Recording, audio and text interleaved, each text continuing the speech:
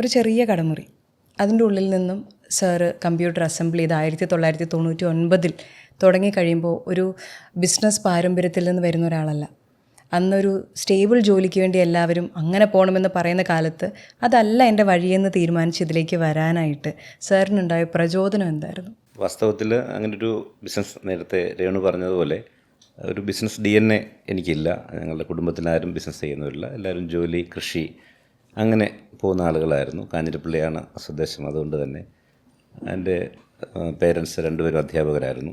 അപ്പം പൊതുവിൽ ബിസിനസ്സിനോടൊരു ഭയമുണ്ടായിരുന്നു അന്ന് എല്ലാ ആളുകൾക്കും. മാത്രമല്ല, മറ്റൊരു ജോലിയും കിട്ടാത്തവർ ചെയ്യുന്ന ഒരു തൊഴിലായിട്ടാണ് ബിസിനസ്സിനെ അന്ന് പൊതുവെ ഞങ്ങളുടെ നാട്ടിലൊക്കെ കണ്ടിരുന്നത്. അത്ര ഒരു മാന്യതയും കുറവായിരുന്നു വാസ്തവത്തിൽ. ഇപ്പം സംരംഭകത്വത്തിൻ്റെ ഇന്ന് ഒരു മാന്യത കൈവന്നിട്ടുണ്ടല്ലേ, സ്റ്റാർട്ടപ്പുകളൊക്കെ ആയിട്ട്. പക്ഷേ അന്ന് അങ്ങനെ ഒരു മാന്യത ഇല്ലാത്തൊരു സമയമായിരുന്നു. പക്ഷേ ഞാനൊരു പ്രത്യേക സാഹചര്യത്തിലാണ്. ഞാൻ ജോലി ചെയ്തതിന് ശേഷമാണ് ബിസിനസ്സിലേക്ക് വന്നത്. 2 വർഷം ഞാൻ ജോലി ചെയ്തിരുന്നു. ഒരു കമ്പ്യൂട്ടർ അസംബിൾ ചെയ്ത് സെല്ല് ചെയ്യുന്നൊരു സ്ഥാപനത്തിൽ ഞാൻ ജോലി ചെയ്തിരുന്നു. പ്രാഥമികമായ വിവരങ്ങൾ അവിടുന്ന് ലഭിച്ചു. അപ്പം ഞാൻ ഇതിൻ്റെ ഒരു സാധ്യത അന്ന് തന്നെ നമുക്ക് മനസ്സിലായി. കാരണം കമ്പ്യൂട്ടറൈസേഷൻ വന്നൊരു സമയമാണ്. അപ്പം ഇത് നമ്മുടെ ജീവിതത്തിൻ്റെ ഒരു ഇന്നോവേറ്റബിൾ പാർട്ടായി മാറുമെന്ന് അന്ന് തന്നെ നമുക്ക് തോന്നി, ഈ ഡിജിറ്റലൈസേഷൻ അല്ലെ കമ്പ്യൂട്ടറൈസേഷൻ. അപ്പം അതിൻ്റെ ഒരു സാധ്യത കണ്ടു. 2 ആളുകളുമായി നമുക്ക് വല്ലാതെ സമ്പർക്കത്തിലേർപ്പെടാൻ പറ്റുന്നൊരു മേഖലയാണല്ലോ ബിസിനസ്. ഞാൻ പഠിച്ചിരുന്ന സമയത്തൊക്കെ അങ്ങനൊരു വിദ്യാർത്ഥികളൊക്കെ ആയിട്ട് കൂടുതൽ ഇടപെട്ടിട്ടുള്ള ഒരാളായിരുന്നു.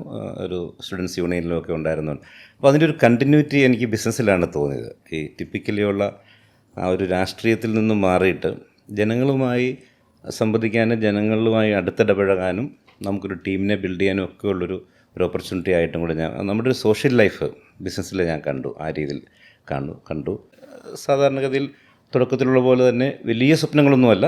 നമ്മൾക്ക് ഒരു സെൽഫ് എംപ്ലോയ്മെൻറ്റ്, ജോലിക്ക് പകരം ഒരു വരുമാന മാർഗം എന്നുള്ള നിലയ്ക്കാണ് തുടക്കത്തിൽ. ഒരു ബിസിനസ് എന്ന് പറയാൻ പറ്റില്ല, സെൽഫ് എംപ്ലോയ്മെൻറ്റ് എന്നുള്ള നിലയ്ക്കാണ് തുടങ്ങിയത്. സർ, ഈ ഇത്രയും വർഷത്തിനിടയിൽ 44 ബ്രാഞ്ചുകൾ സർ ഓപ്പൺ ചെയ്തു. വീണ്ടും പുതിയതിൻ്റെ ഓപ്പണിങ്ങിൻ്റെ വഴിയിലാണ് സാർ ഇപ്പം നിൽക്കുന്നത്. അവാർഡുകൾ ഒരുപാട് നേടി. ഓക്സിജൻ എന്ന പേര് മലയാളിയുടെ മനസ്സിലേക്ക് ഒരു ട്രസ്റ്റഡ് ബ്രാൻഡായി മാറി. സാർ തിരിഞ്ഞു നോക്കുമ്പോൾ സാറിൻ്റെ ഏറ്റവും വലിയ അച്ചീവ്മെൻ്റായിട്ട് തോന്നുന്നൊരു കാര്യം എന്താണ്? അങ്ങനെ ഒന്നായിട്ട് അങ്ങനെ പലപ്പോഴും തോന്നാറില്ല. പല നല്ല മുഹൂർത്തങ്ങൾ ബിസിനസ് എനിക്ക് സമ്മാനിച്ചിട്ടുണ്ട്, വളരെ സന്തോഷം തരുന്ന. പക്ഷേ നമുക്ക് അതിലൊരു വലിയൊരു എക്സൈറ്റ്മെൻറ്റ് അങ്ങനെ ഒന്നിലും തോന്നാറില്ല പൊതുവെ. പക്ഷെ ഒത്തിരി സന്തോഷം തന്നിട്ടുള്ള നിമിഷങ്ങൾ നമുക്കുണ്ടായിട്ടുണ്ട്. ഇപ്പോൾ സാധാരണ ബിസിനസ്സിലെല്ലാവരും സ്ട്രഗിളിൻ്റെ കാര്യങ്ങളാണല്ലോ. പക്ഷേ സ്ട്രഗിളുകൾ എല്ലാവർക്കും ഉള്ളതുപോലെ തന്നെ സ്വാഭാവികമായിട്ടും നമുക്കുണ്ടെങ്കിലും എപ്പോഴും ഞാൻ പുറകോട്ട് തിരിഞ്ഞു നോക്കുമ്പോൾ ഒരു 90% വളരെ പോസിറ്റീവായ കാര്യങ്ങളാണ് പലപ്പോഴും എനിക്ക് തോന്നിയിട്ടുള്ളത്. ആ നെഗറ്റീവായിട്ടുള്ള സെറ്റ് ബാക്ക്സ് കുറേ ഉണ്ടായിട്ടുണ്ടെങ്കിൽ കൂടി അത് ഓർത്തിരിക്കാൻ പോലും പറ്റുന്നില്ല. കൂടുതലും നമ്മുടെ ലൈഫിൽ പ്രത്യേകിച്ചും നമ്മൾക്കിപ്പം ഒരു 2000-ലധികം ജീവനക്കാർ നമ്മളോടൊപ്പം ജോലി ചെയ്യുന്നുണ്ട്. ഞാൻ ഏറ്റവും എക്സ്പ്ലോർ ചെയ്യുന്ന അല്ലെങ്കിൽ എൻജോയ് ചെയ്യുന്നൊരു മേഖല അതാണ്. ഒരാളായിരുന്നു ആദ്യം ഉണ്ടായിരുന്നത്. അപ്പോൾ ആ ഒരാൾ ഇപ്പോഴും എൻ്റെ കൂടെ ഉണ്ട്. പിന്നെ ഒരു 10-20 വർഷമായ ആളുകൾ തന്നെ 100 കണക്കിന് ആളുകൾ നമ്മളോടൊപ്പം ഉണ്ട്. അപ്പോൾ അതൊരു വലിയൊരു നമ്മുടെ ഫാമിലിയുടെ ഒരു എക്സ്റ്റൻഷനായിട്ടേ, ഒരു കുടുംബത്തിൻ്റെ ഒരു എക്സ്റ്റൻഷനായിട്ട് നമുക്ക് നമ്മുടെ ഒപ്പം ജോലി ചെയ്യുന്ന ആളുകളും നമ്മുടെ സഹപ്രവർത്തകരും ഇതൊരു വലിയൊരു എന്താ പറയുക, നമ്മൾ വളരെയധികം എൻജോയ് ചെയ്യുന്ന, വളരെ സന്തോഷിക്കുന്ന ഒരു ഇടമാണത്. അപ്പോൾ എനിക്ക് ഏറ്റവും ഹാപ്പിനെസ് തരുന്നൊരു ഇടമാണ് ഓഫീസ്. കാരണം ഇവരെയൊക്കെ കാണാൻ പറ്റുന്നു, ഇവരോട് ഇടപഴകാൻ പറ്റുന്നു. അത് തന്നെ നമുക്ക് വലിയ സന്തോഷമാണ്. അങ്ങനെയുള്ള ഹാപ്പിനെസ്സുകളാണ് ഞങ്ങളും അവാർഡുകളെക്കാളൊക്കെ ഉപരി. പിന്നെ ഉറപ്പായിട്ടും നല്ല നമ്മുടെ കൺസ്യൂമേഴ്സ്, ഞങ്ങൾ ആക്ച്വലി അവർക്ക് വേണ്ടിയിട്ടാണല്ലോ ഇതെല്ലാം ചെയ്യുന്നത്.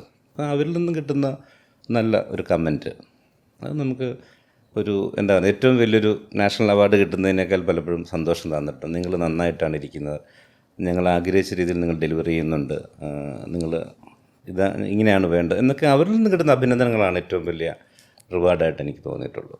സാർ അഭിനന്ദനങ്ങളെക്കുറിച്ച് പറഞ്ഞല്ലോ. അപ്പോൾ ഓക്സിജൻ എന്നൊരു ബ്രാൻഡ് ഇത്രയും വലുതായിരിക്കുന്ന ഈ ഒരു വേളയിൽ 1-2 ആളുകൾ അഭിനന്ദിച്ചത് കൊണ്ടോ സന്തോഷം അവർക്കുണ്ടായത് കൊണ്ടോ ആ ബ്രാൻഡിന് വളരാനായിട്ട് സാധിക്കില്ല.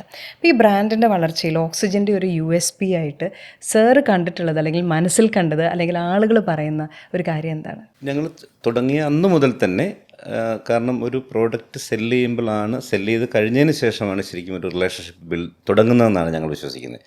സാധാരണ റീറ്റെയിലൊരു പ്രൊഡക്റ്റ് വിൽക്കുന്നു, അതോട് കഴിയുകയാണ് അല്ലേ, ആ പ്രൊഡക്റ്റ് എടുത്തു പോയി. പക്ഷെ ഞങ്ങൾ ഇലക്ട്രോണിക്സ് ആയതുകൊണ്ടും കൂടെയാണ് കേട്ടോ, പ്രത്യേകിച്ചും ഇതിൻ്റെ ഒരു ആഫ്റ്റർ സെയിൽ സപ്പോർട്ട് വളരെ ക്രിട്ടിക്കലാണ്. അപ്പം വാങ്ങിയതിന് ശേഷമാണ്, പ്രത്യേകിച്ചും അന്നത്തെ കാലത്ത് കൺസ്യൂമറിന് ഇതിനെക്കുറിച്ച് ഒരു അവയർനെസ്സും ഇല്ല. അപ്പം നിരന്തര ബന്ധത്തിലാണ് ഈ കൺസ്യൂമറുമായിട്ട്. പിന്നീടാണ് ബന്ധം തുടങ്ങുന്നതും അത് ശക്തമാകുന്നതും ഒക്കെ. മോശമാകാനാണെങ്കിൽ മോശമാകുന്നതും ആ സമയത്താണ്. അപ്പം ഒരു USP ആയിട്ട് ഞങ്ങൾ അതാണ് ആദ്യം മുതൽ പറയുന്നത്, ഒരു പീസ് ഓഫ് മൈൻഡ് നമ്മൾ കൊടുക്കുന്നു കൺസ്യൂമർക്ക്, ആ ഒരു മനസ്സമാധാനം. കാരണം മനസ്സമാധാനം പോകാവുന്നതൊരു മേഖലയാണ്, ഇലക്ട്രോണിക്സ് പ്രോഡക്റ്റാണ്. എപ്പോൾ വേണമെങ്കിലും അതിനെ വിഷയം, പ്രത്യേകിച്ചും കമ്പ്യൂട്ടറിലൊക്കെ അന്നത്തെ കാലത്ത് ഒരു സോഫ്റ്റ്വെയറിലുണ്ടാകുന്ന ചെറിയ അപ്ഡേഷൻ ഇഷ്യൂസ് പോലും മൊത്തം ക്രാഷാകുന്നു, വൈറസ് അറ്റാക്ക്, ഇങ്ങനെ എല്ലാം പ്രശ്നങ്ങളായിരുന്നല്ലോ പണ്ട്. വൈറസൊക്കെ ഒരു വലിയ താരമായിരുന്നല്ലോ. അപ്പം അവിടെയൊക്കെ നമ്മൾ അവർക്കൊരു പീസ് ഓഫ് മൈൻഡ് കൊടുത്തിരിക്കണം. ഈ പ്രൊഡക്റ്റ് വിറ്റതിന് ശേഷം അവർക്കൊരു മനസ്സമാധാനം കിട്ടണം. അതൊരു USP ആയിട്ട് ഞങ്ങൾ ആദ്യം മുതൽ തന്നെ, ഫസ്റ്റ് സ്റ്റോർ മുതൽ തന്നെ ഓക്സിജൻ കെയർ എന്നുള്ള പേരിൽ അതിനുവേണ്ടി ഈ പീസ് ഓഫ് മൈൻഡ് കൊണ്ട് ഒരു യൂണിറ്റ് ഞങ്ങൾ ഇൻവെസ്റ്റ്മെൻറ്റ്, ഇതിലൊരു റിട്ടേൺ പ്രതീക്ഷിച്ചിട്ടല്ല, അത് നമ്മളെ വിശ്വസിച്ച് വാങ്ങുന്ന ആളുകൾക്ക് ഉറപ്പായിട്ടും ഒരു ഇത് സമാധാനത്തോടെ ഉപയോഗിക്കാൻ പറ്റണം എന്നുള്ള. പിന്നെ 2, മാറി വരുന്ന ഉൽപ്പന്നങ്ങൾ. ഇപ്പം ഈ ഏറ്റവും കൂടുതൽ ഇന്നോവേഷൻ നടന്നൊരു മേഖലയാണ് കഴിഞ്ഞ ഒരു 25 വർഷത്തിനിടയിൽ ഈ ഇലക്ട്രോണിക്സ് രംഗത്താണ് ഏറ്റവും കൂടുതൽ ഇന്നോവേഷൻ. പ്രൊഡക്റ്റിനകത്തായിട്ടും സോഫ്റ്റ്വെയറിലും ഹാർഡ്വെയറിലും ഒക്കെ ആ മാറ്റത്തിനൊപ്പം നമ്മൾ നിൽക്കണം, അപ്ഡേറ്റഡ് ആയിരിക്കാം. ഏറ്റവും ലേറ്റസ്റ്റ് ടെക്നോളജി ഏറ്റവും അഫോർഡബിളായ റേറ്റിൽ ആളുകളിൽ ആദ്യം എത്തിക്കുക, ഇതിനെപ്പോഴും നമ്മുടെ ശ്രമം തുടർന്നുകൊണ്ടേയിരുന്നു. പിന്നെ പലപ്പോഴും നമ്മുടെ ഒരു ഷോപ്പിങ്ങിനെ കുറിച്ചുള്ള കോൺസെപ്റ്റ് കൺസ്യൂമറുടെ മാറി. ആദ്യം ഞങ്ങൾ ബ്രൗഷേഴ്സ് കാണിച്ചിട്ടാണ് സെല് ചെയ്തിരുന്നത്. പിന്നെ നമ്മൾ പ്രൊഡക്റ്റിന് ടച്ച് ആൻഡ് ഫീൽ കൊടുത്തു. ലാപ്ടോപ്പൊക്കെ ആദ്യം തന്നെ തുറന്നു വെക്കാനുള്ള റിസ്ക് നമ്മൾ അന്നത്തെ കാലത്ത് ചെയ്തു. പിന്നെ സ്മാർട്ട് ഫോൺ ആകട്ടെ, ഏത് പ്രൊഡക്റ്റും ഈ ഏറ്റവും മനോഹരമായൊരു ടച്ച് ആൻഡ് ഫീൽ എക്സ്പീരിയൻസ് എങ്ങനെ കൊടുക്കാം, അത് ടച്ച് ആൻഡ് ഫീൽ എല്ലാവരും കൊടുക്കുന്നു, അതിലെങ്ങനെ ഡിഫറൻഷ്യേറ്റ് ചെയ്ത് ടച്ച് ആൻഡ് ഫീൽ കൊടുക്കാൻ പറ്റും എന്നുള്ള റിസർച്ചിലാണ് ഇപ്പോഴും ഞങ്ങൾ. ഓരോ ഷോറൂം കഴിയും തോറും കുറച്ചുകൂടി ബെറ്ററായിട്ട് എങ്ങനെ ആളുകൾക്കൊരു അനുഭവം, ഒരു ഷോപ്പിംഗ് അനുഭവം കൊടുക്കാൻ പറ്റും എന്നുള്ളതാണ് നമ്മൾ റിസർച്ച് ചെയ്യുന്ന മറ്റൊരു USP. അപ്പോൾ ഒന്ന്, നമ്മൾ ഈ ആഫ്റ്റർ സെയിൽ സപ്പോർട്ടുണ്ട്, പിന്നെ ഈ ഷോപ്പിങ്ങിനകത്ത് കൊടുക്കുന്ന നൂതനമായിട്ടുള്ള അനുഭവം, പിന്നെ ലേറ്റസ്റ്റ് ആയിട്ടുള്ള പ്രോഡക്റ്റ് ഏറ്റവും അഫോർഡബിൾ ആയിട്ടുള്ള നിരക്കിൽ ആളുകളിൽ ആദ്യം എത്തിക്കുക. ഇതുകൂടാതെ ഞങ്ങളുടെ എംപ്ലോയീസിൻ്റെ അടുത്ത് ബേസിക്കലി ഞങ്ങൾ സെയിൽസ്മാൻ അല്ല, സെയിൽസ് കൺസൾട്ടൻ്റ് എന്നാണ് നമ്മൾ ഇൻറ്റേർണലി പറയുന്നത്. കാരണം ഈ പ്രോഡക്റ്റ് പല ആളുകൾക്കും ഇപ്പോൾ ഒരു സ്മാർട്ട് ഫോണിലൊരു 50 ഫീച്ചേഴ്സ് ഉണ്ടെങ്കിൽ 5 ഫീച്ചേഴ്സ് പോലും ആരും ഉപയോഗിക്കാറില്ല പലപ്പോഴും, അല്ലേ?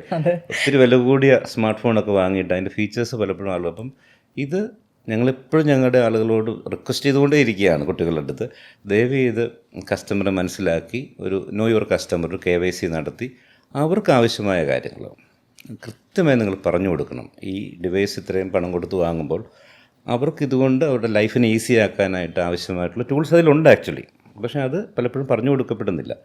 അപ്പോൾ അത് നിർബന്ധമായിട്ടും കൺസ്യൂമറിൽ അവയർനെസ് കൊടുക്കണമെന്ന് ഞങ്ങളെപ്പോഴും പറയാറുണ്ട്.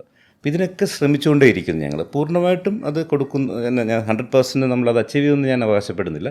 പക്ഷേ ഞങ്ങളൊരു വളരെ സിൻസിയറായിട്ട് ഈ കാര്യങ്ങളൊക്കെ ഇതിനൊക്കെ ശ്രമം നടത്തുന്നുണ്ട്. അതാണ് എനിക്ക് പറയാൻ പറ്റുന്നത്. ആത്മാർത്ഥമായി ശ്രമിക്കുന്നുണ്ട്.